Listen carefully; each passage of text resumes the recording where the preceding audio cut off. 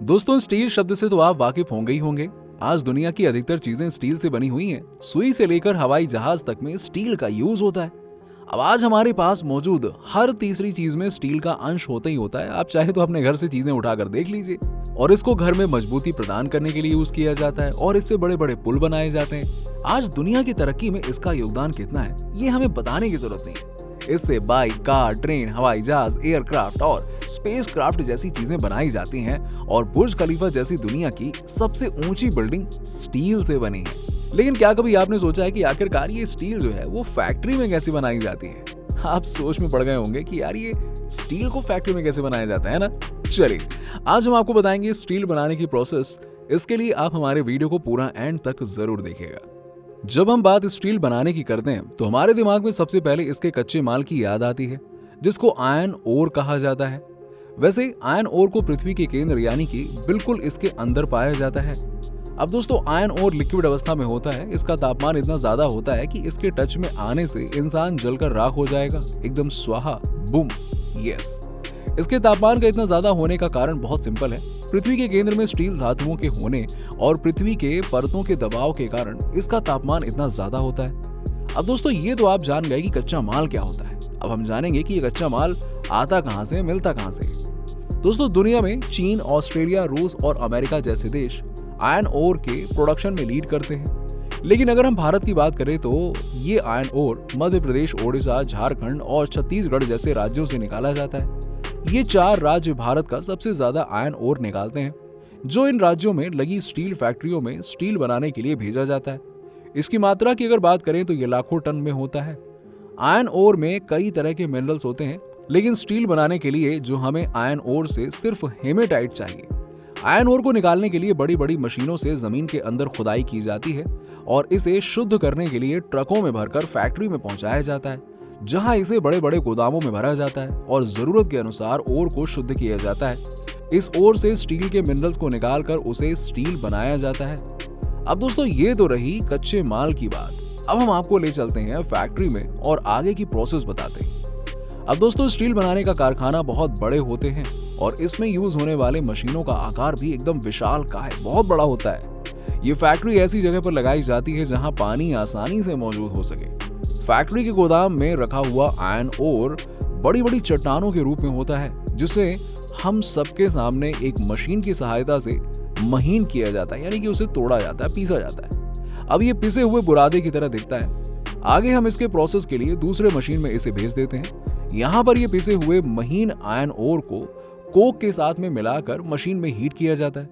अब दोस्तों, इस मशीन का तापमान इतना ज्यादा होता है कि पिसा हुआ ओर जलने लगता है। इस प्रोसेस को सिंटरिंग कहते हैं। इस सिंटरिंग प्रोसेस का मतलब होता है कि फर्नेस ब्लास्ट के समय ये एक रॉ मटेरियल बना सकें जो भट्टी में होने वाले ब्लास्ट को सपोर्ट कर सके। लेकिन दोस्तों, शायद आपको फर्नेस के बारे में ना पता हो तो आप जान लें कि फर्नेस एक तरह का हीटर या बॉयलर होता है, जिसमें हम रॉ मटेरियल को यूज करके पिघलने के लिए यूज करते हैं। और फर्नेस ब्लास्ट एक ऐसा प्रोसेस होता है जो पिसे हुए रॉ मटेरियल को लाइमस्टोन के साथ मिलाकर फर्नेस के ऊपर डाला जाता है। इस प्रोसेस को आगे बढ़ाने से पहले इसको 2200 डिग्री सेल्सियस में हीट किया जाता है। इसके तापमान से रॉ मटेरियल में मिली हुई ऑक्सीडेटेड अशुद्धियां धीरे धीरे निकलने लगती हैं। लाइम के साथ रिएक्शन करके मोल्टल अशुद्धियां रॉ मटेरियल के ऊपर आ जाती हैं, जिसको हम स्लैग कहते हैं। अब फर्नेस के बेस में इकट्ठा मटेरियल को निकाल लेते हैं और स्लैग को अलग कर लेते हैं। ये रॉ मटेरियल पूरी तरह से शुद्ध हो जाता है और स्लैग को हम सड़क बनाने और सीमेंट फैक्ट्रियों में यूज कर लेते हैं। इस स्लैग की क्वांटिटी इतनी ज्यादा होती है कि इससे बड़ी बड़ी सड़कें बनाई जाती हैं। अब हमारे पास जो मोर्टल स्टेट में मटेरियल बचा होता है, उससे हम सीधे स्टील नहीं बना सकते हैं। अभी इसके लिए दूसरे मशीन की तरफ बढ़ना पड़ेगा। अब इस अगली मशीन में मोर्टल मटेरियल को गुजारा जाता है, क्योंकि इस प्रोसेस से मोर्टल मटेरियल के कैरोन परसेंटेज को बाहर निकाला जा सके। इस प्रोसेस को बेसिक ऑक्सीजन स्टील मेकिंग कहा जाता है। इसके बाद इस मशीन में VOS वेसल का यूज किया जाता है, जिसमें मोर्टल आयरन को डाला जाता है और हाईली पोर ऑक्सीजन को साउंड की स्पीड से 2 गुनी स्पीड से इस वेसल के अंदर ग्लो करते हैं। और ऑक्सीजन ग्लोइंग के कारण पिघले हुए लोहे में फॉस्फोरस, कार्बन, सिलिकॉन और मैग्नीज की अशुद्धियां होती हैं, वो ऑक्सीजन से रिएक्शन करके बाहर निकल जाती हैं। ये वेसल से बाहर गैस के रूप में निकलती है। अब दोस्तों हमारे पास जो मटेरियल बचता है उसमें कार्बन की मात्रा 0.05% घट जाती है। ये मटेरियल अब हमारे पास सॉलिड के रूप में होता है जिससे हम स्टील कहते हैं। यस।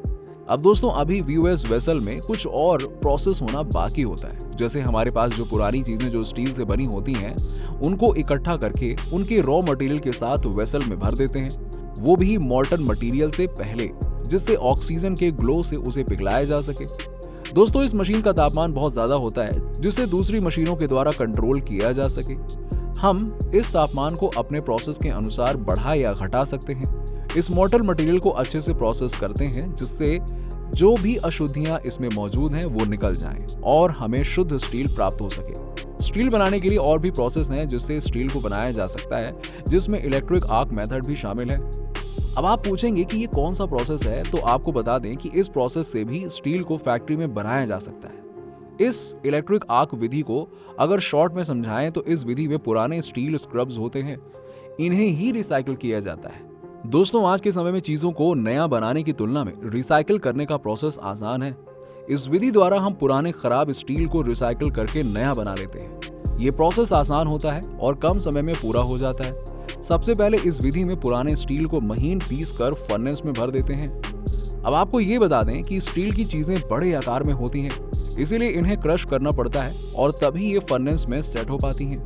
इसके बाद इलेक्ट्रिक एनर्जी से इस फर्नेस में इकट्ठा मटेरियल को पिघलाया जाता है और पिघलने के बाद अब ये मटेरियल लिक्विड रूप में हो जाता है और कुछ समय के बाद में ठंडा होकर सॉलिड रूप में बदल जाता है और ये सॉलिड स्टील अपने अलग अलग ढांचों में ढाला जा सकता है।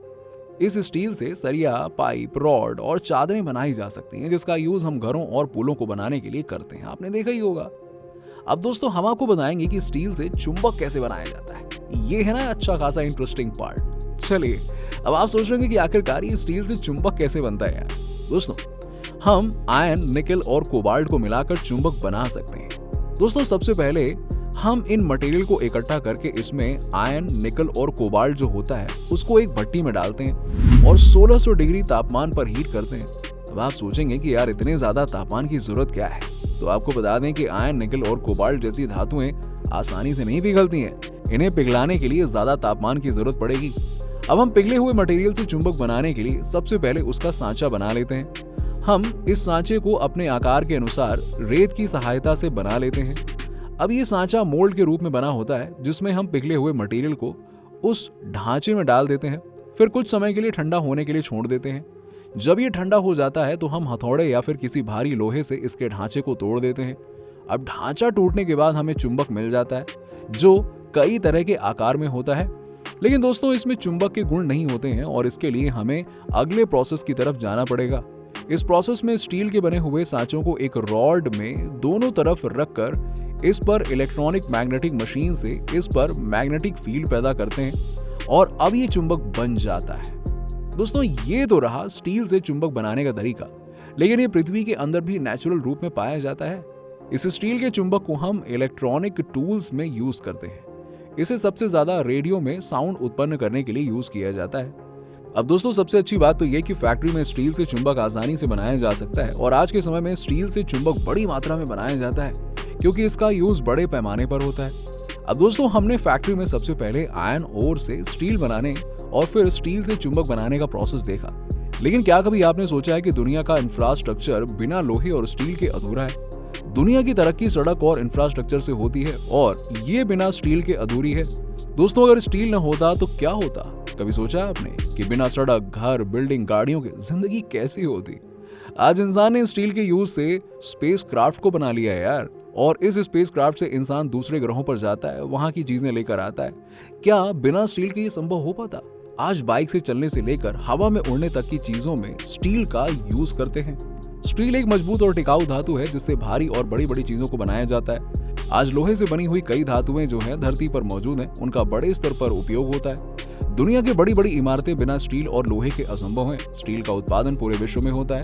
और दोस्तों आशा करता हूं कि आपको वीडियो पसंद आया होगा। तो अगर आपको वीडियो पसंद आया तो वीडियो को लाइक करें, शेयर करें और हमारे चैनल को सब्सक्राइब जरूर कर लें।